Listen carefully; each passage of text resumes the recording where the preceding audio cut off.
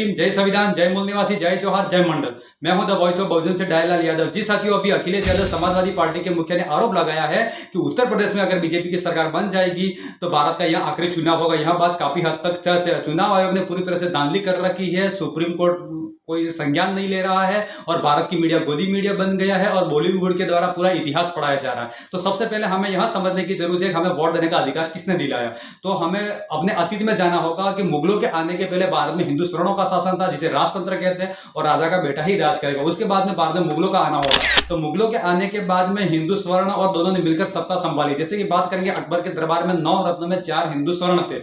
एक सलाहकार था, एक संगीतकार था, एक सेनापति था और एक सेनापति था। तो चारों ने मिलकर राज किया, लेकिन कभी हमारी सुनवाई नहीं की कि शोषित वंचित वर्गों के बारे में। उसके बाद में भारत में ब्रिटिश सरकार का आना होता है, अंग्रेजों का, और अंग्रेजों के आने के बाद में 1857 के बाद में मुगल साम्राज्य और हिंदू स्वर्णों का राज्य खत्म हो जाता है। और वहीं से 1857 से लगाकर 1919 तक गवर्नमेंट ऑफ इंडिया एक्ट के तहत वही लोग वोट दे सकते थे जिसके पास संपत्ति हो, जब चाहे वो टैक्स देता हो या फिर वो शिक्षित हो। लेकिन हमारे दलित आदिवासी पिछड़े हाशिए पर थे, उनके पास यह चीजें नहीं थी, तो वोट देने का अधिकार नहीं था। जिसके आधार पर सरकार चलाने के लिए 1917 में एक रिपोर्ट मंगाई थी और 1927 में ब्रिटिश प्रधानमंत्री रैमसे मैकडोनाल्ड ने भारत में सर जॉन साइमन कमीशन को भेजा और भारत की रिपोर्ट लेकर आओ। जैसे sir John Simon commission Bharat में आता है, तो भारत में जैसे आता है तो हिंदू महासभा और मुस्लिम लीग के नेता साइमन गोबेक के नारे लगा देता कि SC ST OBC की आवाज वहां तक नहीं पहुंचे और उन्हें अधिकार नहीं मिले।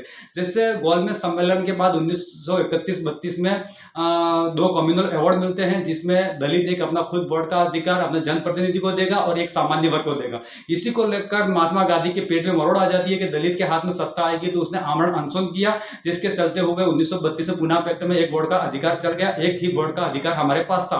जैसे 1952 से लगाकर 1956 तक बाबा साहब भीमराव अंबेडकर जी ने नेतृत्व किया, उसके बाद कोई नेतृत्व करने वाला नहीं था। 1956 से लगाकर 1980 तक में भारत में सिर्फ उन्हीं सामंतवादी दबंग लोगों ने दलित आदिवासी पिछड़ों को उनकी रिजर्व सीट से आगे ले जाकर उनको चुनाव जितवाया, सारी मलाइयां उन्होंने खाई। लेकिन 1980 के बाद एक ऐसा दौर आता है जिसमें माननीय कांशीराम जी की एंट्री होती है, जिसमें वाम से DS4 और बहुजन समाज पार्टी के से जुड़ते हैं, जिसमें माननीय कांशीराम से कहते हैं वोट हमारा राज तुम्हारा नहीं चलेगा, नहीं चलेगा, वोट से लेंगे CM PM, आरक्षण से लेंगे SP DM, और जिसकी संख्या जितनी बारी उसकी उतनी हिस्सेदारी। उसी को लेकर माननीय कांशीराम जी ने आंदोलन चलाया और 1990 के बाद में SC ST OBC और बहुजन मूवमेंट बना। तो तभी से लगाकर अभी जो वर्तमान सरकार है 2014 में बीजेपी की सरकार है, और बीजेपी की सरकार में सभी समाज अभी हाशिए पर है, जिसमें सभी सबसे ज्यादा शोषण हो रहा है और ये पूरी तरह से वोट काटे। अब भारत में लोकतंत्र की जगह राजतंत्र साबित होगा, इसमें कोई दो राय नहीं है। पूरी तरह से उन्होंने ठान ली है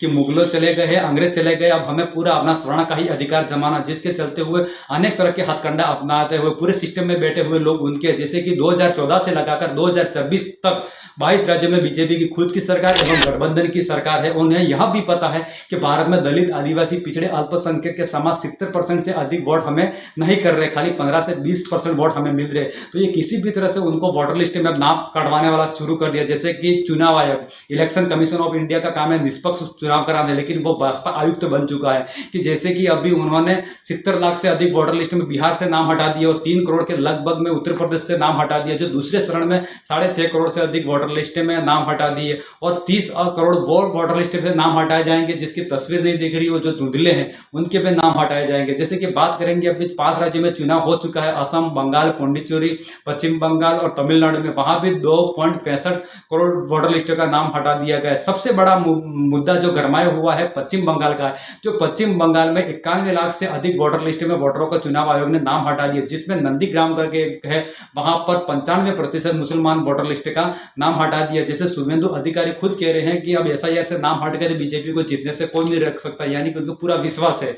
और यहां छोड़िए, वहां तक कि कल्याण बनर्जी जो उन्होंने सुप्रीम कोर्ट के दरवाजा खटखड़ा और उन्होंने यहां अपील की है कि जो 91 लाख वोटर लिस्ट में से 35 लाख लोगों ने आवेदन किया कि हम मौजूद है, हम लाइव है, फिर हमारे वोट क्यों काटे गए, तो जिसको लेकर केस पेंडिंग में पड़े, उसी को लेकर 32 लाख से बीजेपी वोट जीत गई। अगर वही 35 लाख वोटर लिस्ट में नाम नहीं काटा होता तो शायद बीजेपी की सरकार नहीं बनती, यानी कि 35 लाख वोट काट दिए गए, वैसे तो 91 लाख काट गया, जैसे 35 लाख लोगों ने आवेदन किया और उसी वोट को वापस कर रिबॉर्न करवा दिया होता तो आज ये बीजेपी की सरकार नहीं बनती, लेकिन किसी भी तरह से वहां बन गई। अब पूरी तरह से डेटा पकड़ने में आ रहा है, तो उसी को चलते हुए पश्चिम बंगाल में अभी जो ईवीएम सेंटर है, जो 8 मंजिला कोई बिल्डिंग है जिसमें ईवीएम पूरी तरह से जल गए, अब के जलाए गए, यह समझने वाली वस्तु है। अब हर समय देखा जाए तो कहीं न कहीं चीज जलाई जाती है। बीजेपी सरकार में भी नीट पेपर लीक होना है, सीबीएसई पेपर लीक होना है और एसएससी पेपर लीक होना, तो यानी कि शिक्षा मंत्रालय में भी आग लगी। यहाँ कितना बड़ा एक गंभीर सवाल है। यहाँ तक कि राम मंदिर में 7 करोड़ का चोरी का गमन हुआ, वहां भी बीजेपी की सरकार और योगी आदित्य कहते हैं कि हर हमेशा रामद्रोही राम मंदिर में नहीं घुस सकता, तो फिर वो 7 करोड़ का गमन कैसे हुआ, जिसमें सीसीटीवी फुटेज थे वो भी 8 महीने के हटा दिए गए हैं। तो यहाँ पर कौन कर रहा है कि देश में पेपर लीक होते हैं तो शिक्षा मंत्रालय जला दिया जाता है, मंदिरों में चोरी होती है तो मंदिर के सीसीटीवी फुटेज हटा दिए जाते हैं, और ईवीएम की गड़बड़ी या वोटों की होती है तो ईवीएम जला दिए या जलाए जा रहे। तो ये तो हमें बताया गया था कि नालंदा जो जलाया था तो बख्तियार खिलजी ने जलाया था, तो वास्तव में बख्तियार खिलजी ने जलाया था, किसी और ने जलाया था, क्योंकि यहाँ चाहते ही नहीं है कि भारत में दलित आदिवासी पिछड़े हमारे समाज में आकर हमारे सामने आंख से आंख मिलाकर बैठे। वो चाहते हैं सामंतवादी राज, वो चलाना चाहते हैं मनुस्मृति पर राज, क्योंकि यहाँ वही सरकार है जिसने आजादी की लड़ाई नहीं लड़ी है, और यहाँ तक कि जिस समय उसने संगठन बनाया था उसी संगठन से यह पार्टी बनी है। पार्टी का लॉजिक एक है, चाहे पार्टी का हो या अपनी जाति का हो, लेकिन उन्हें सत्ता में रहना है किसी भी तरह से। क्योंकि अभी तो मुसलमानों ने भी यहाँ तक कह दिया कि भाई गाय को अभी राष्ट्रीय पशु घोषित कर दो या राष्ट्रीय माता घोषित कर दो, तो कम से कम ये दंगे और अराजकता फैलनी बंद हो जाए। यहाँ तक कि बीजेपी ने वो भी कानून दिया, बीजेपी चाहे वो कर सकती है, राम मंदिर का कानून ला सकती है, एनआरसी का ला सकती है और यूजीसी का ला सकती है, किसी 370 हटा सकती है और ईडब्ल्यूएस आरक्षण ला सकती है, सब ला सकती है। तो गाय को मारने पर रोक क्यों नहीं लगा सकते? कहीं ना कहीं ये बीजेपी की राजनीति में कहीं ना कहीं खोट है। नहीं तो आने वाले समय में हमारा एक वोट का अधिकार है, वो भी वोट खत्म होने की तैयारी में, यहाँ हमें समझने की जरूरत है। और सबसे पहले हमारे नेता को आगे आना चाहिए, यह अंतिम पड़ाव है। या हो सकता है कि मोदी जी ने कहा था कि 2047 तक हम भारत को सक्षम बनाने के, यानी कि 2047 में लगभग 100 साल पूरे आजादी के होंगे, तो वापस क्या 48 में हम गुलाम होने वाले? हमारा देश किस तरफ से जा रहा है?